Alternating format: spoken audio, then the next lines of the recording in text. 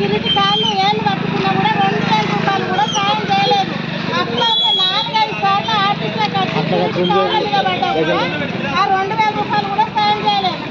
మా పిల్లలకు పువ్వ పెట్టకుండా పువ్వ పెట్టని పరిస్థితిలో నేనున్నా. నా బతుకు ఎందుకని పురుగుల మందు తాగిండు, 2 నెలల జీతాలు ఇవ్వకుండా కిరీటి 2000 కూడా సాయం చేయలేదు. కూడా అడిగిండు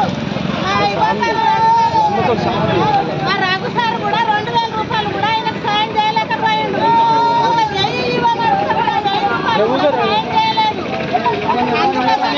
పోలీసులు ఉన్నారు ఆయన పురుగుల మందు తాగిండు కేవలం జీతం కోసమే కిరీటి వాళ్ళనే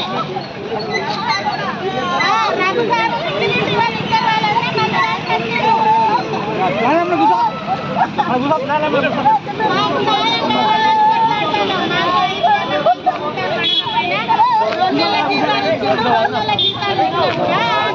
మాత్రం జీతం ఇవ్వలేదు. ఆ జీతం ఏమైంది ఎవరైనా పరిస్థితి ఉన్నాడు. ఆ పరిస్థితిలో ఉన్నప్పుడు మా అందరి యాక్షన్ చేస్తాను. యాక్షన్ వచ్చిన పైసలు అందరికి 2000 ఇచ్చేపోయింది.